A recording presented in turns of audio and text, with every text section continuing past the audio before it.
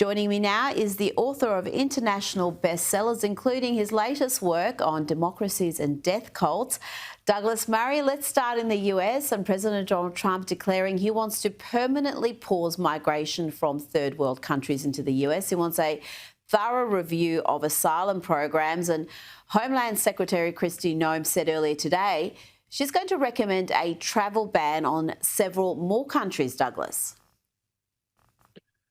Yes, this is obviously developing from the shooting of two National Guardsmen at the in the Capitol in DC last week, and it turned out that the shooter, the attacker, was an Afghan national who had worked, it seems, with the Americans in Afghanistan, had been brought to the US in the wake of the catastrophic Biden-botched withdrawal, and was actually given status to remain, asylum status, earlier this year. That, of course, has raised for a lot of people the question of just what vetting went on.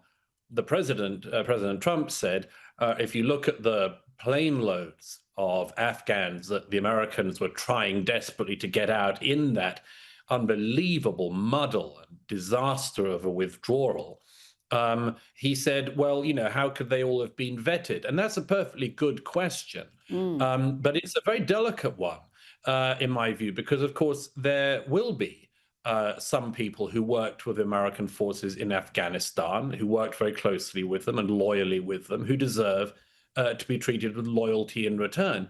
But I don't think that's what we've seen. And I think what the president and Kristi Noem have pointed to is the fact that there have just been these sort of blanket allowances of people to come into the US who should have been more carefully screened. Oh, absolutely. And I recall earlier this year, the Vice President, J.D. Vance, having an argument with Margaret Brennan, I think it was, from CBS about the vetting of these Afghan asylum seekers. And it was just almost taboo to suggest that they weren't all carefully vetted and an asset to the country, when obviously when you're bringing in plane loads in a crisis with the Taliban taking over the country, of course there's going to be people who are not properly vetted, Douglas. And you know, that really points, Rita, to one of the problems that not just America, but every developed country has these days with our asylum and immigration policies, which is that I don't think in any country, pretty much, maybe by now Denmark, but almost no country in the West has a suitable facility for checking people, for screening them, and let alone for integrating them. I mean, just last week we spoke about the Somali community in Minneapolis. Thousands and thousands of people from perhaps the most war-torn country, if you can call it a country, in the world that's been in just unbelievable civil war and strife and violence and unrest for decades now. Were all of the Somalis who allowed into the US, as allowed into Europe, carefully screened and individually vetted? Is there any facility to do this? Does anyone know how you screen people to make sure, for instance, in the case of the Somali community, that they're not committing massive welfare fraud and sending money back that's American taxpayer money to people at home, including members of al-Shabaab and other al-Qaeda-linked jihadist groups? Is there any way to check that of the tens of thousands of Afghans, none of them are going to go, as the president put it, cuckoo, and shoot dead a woman who's serving her country in the American Capitol? And I think the answer to that is no. And we should have such systems. We certainly should have such systems if we're going to bring in very large numbers of people to Western countries at this speed. Well, President Trump is certainly not mincing his words, Douglas. In a lengthy statement on Truth Social, he had this line, which I thought was very interesting. He said, even as we have progressed technologically, immigration policy has eroded those gains and living conditions for many. Douglas is framing this as an America First issue, arguing that his first responsibility is to Americans, not to those who may be fleeing failing nations, who may even be genuine asylum seekers. He seems to be drawing a line that American living standards and what's good for people already in America should be the top priority. Well, I mean, to my mind, that's absolutely straightforward, common sense, and any elected leader of any country should be putting their own citizens, their own taxpayers as the priority. I mean, that's just absolutely basic common sense. The thing that follows on from this, though, and the question which I think all of us of any political side or none has to think about, is one I have tried to make people address or even just think about for many years now, which is, even if you take all of the people in the world who would have or could have a legitimate claim to find asylum, a need to have asylum, can the developed countries of the world take them in? And the answer to that is obviously no. There are millions upon millions, hundreds of millions of people in the world, in the developing world, who live in conditions where they are not free, where they do not have freedom of expression, freedom of religion, and all of the other things we take for granted in countries like Britain and Australia and America. They don't have the right to the most basic things. Many of them are persecuted. Just look at any Christian minority in the Arab world and the Muslim world, and you can see that. There are hundreds of millions of people. That's even before you get onto the people who are just in a terrible economic situation, and you know, you can say that they seek a better life and that means they should have asylum. Can all of the people in the world who are living worse lives than we do come into our countries and our countries remain recognizable at all? And the answer to that is obviously not. We don't have the capacity, we don't have the land space, we don't have the welfare or the budget for it. We don't have any of it. That's even before you come onto the social issues. So I'm afraid that, you know, what we're seeing at the moment, in part, is a response to the people who have presumed for more than a generation that it is although yes, there are extreme cases of asylum that governments across the developed world can put in place, you know, the incredibly specific ones, you know, Yazidis fleeing actual genocide in the 2010s, for instance. You can look into that. Whether or not, by the way, that means that all those people should stay is another question. After all, look at the Syrians who fled by the millions, and now their country is at peace. Are they going to return? Well, millions of them had actual asylum claims. Millions of them came to other countries. Have millions of them returned? No. And so, you know, what we're seeing at the moment is the response to a period that, frankly, was just la-la land, and in which government upon government just did not have the facilities they needed in place to even vet the people coming in. It doesn't matter which country you look at, Canada, America, Australia, Britain, France, Italy, Germany. We're all suffering from the same problem, and it's a problem that comes after a period of mass delusion and self-deception. Well, you wrote about this in The Strange Death of Europe. You gave the world the warning, and sadly, a lot of world leaders were not listening. Now, you wrote a fantastic piece for The Telegraph about why culture matters. We have too many conservatives, particularly conservative politicians in this country, who think that the key battles are all about the economy, but it's really cultural issues that are often the most consequential. And a man who understood that was former TV executive turned founder of the New Culture Forum, the late Peter Whittle, who passed away last week, Douglas, and it's an enormous loss. He really understood this battle. Yes, he did, absolutely. I'd known Peter for a couple of decades and more, and watched as he started the New Culture Forum 20 years ago. He was a terrific force in British national life.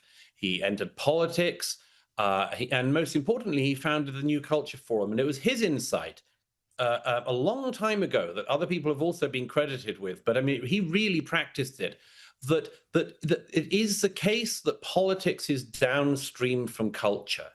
And, a lot of what we've seen in recent years in all of our countries, whether it's a turmoil to do with mass immigration, whether it's all of the self-doubt that's been pushed on our nations, all the guilt that's been pushed on our nations, all of this stuff has been a kind of cultural war on our countries. And it has relatively little, at times, certainly, to do with economics. You can always get the left to talk about culture, and sometimes you can get the right to talk about economics. But Peter recognized that the right needs to talk about culture.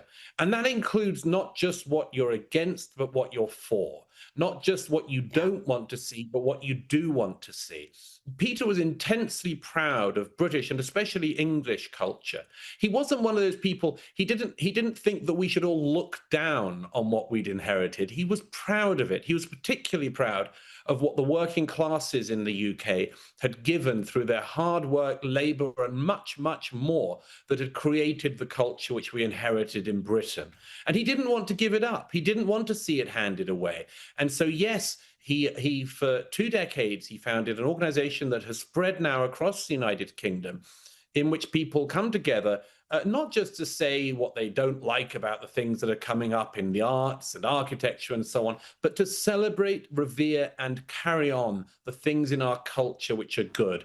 I wish that many more people did that, but I hope with the inspiration that Peter, among others, has given us, I hope that more people will pick up the baton going forward. And on that, on the importance of culture and the left's march through the institutions, I want to ask you about the subtle and not so subtle ways that leftist ideology has captured institutions, particularly at the moment, the trans ideology. Another example, the NHS insisting on using terms like people with a cervix, as opposed to just women, which would make it a lot simpler in these health messages. And we're seeing people in the corporate world still submit to this ideology by putting pronouns, for example, in their bios or their email addresses. What's your response to someone who does that just to go with the crowd or to appear tolerant? Well, my impression is that the days where you have to say Rita brackets she, her, Douglas brackets he, him. I think, although neither of us ever fell into that era, Rita, and I'm very proud that we didn't, nevertheless, I think the era where people thought they had to do that is definitely receding. I don't know about you, but I certainly see it a lot less. You give the example of people with cervixes. What we really have seen, among other things, on this is not just a mass derangement. It's a product of mass miseducation. Nobody who knows the most basic biology could think that just any old person can have a cervix. Unfortunately, of course, Rita, as I think you and I have mentioned before, one of the people who does think that a man can grow a cervix, given the right medication, is our now Deputy Prime Minister in the UK, David Lammy.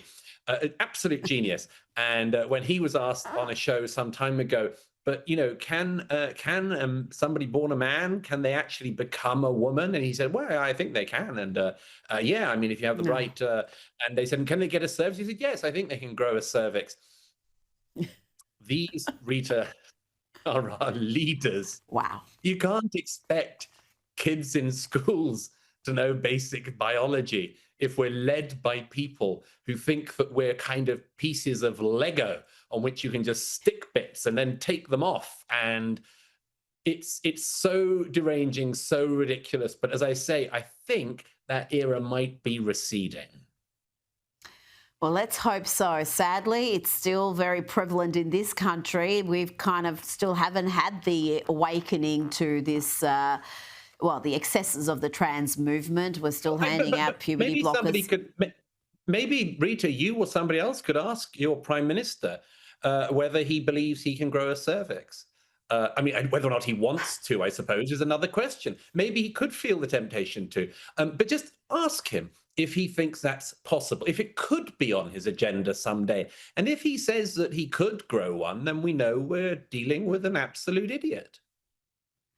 Well, we have a sex discrimination commissioner, Douglas, in this country who said that she doesn't understand terms like biological male. I think that's actually a direct quote. I don't understand terms like So her entire role as a sex discrimination commissioner, you would think, would be to protect the sex-based rights of women, Yes. but she can't work out what exactly a woman is, because it's all who by the way, very who on subjective. earth, who on earth, who is a serious person, would take up the title of sex discriminator as a government appointment?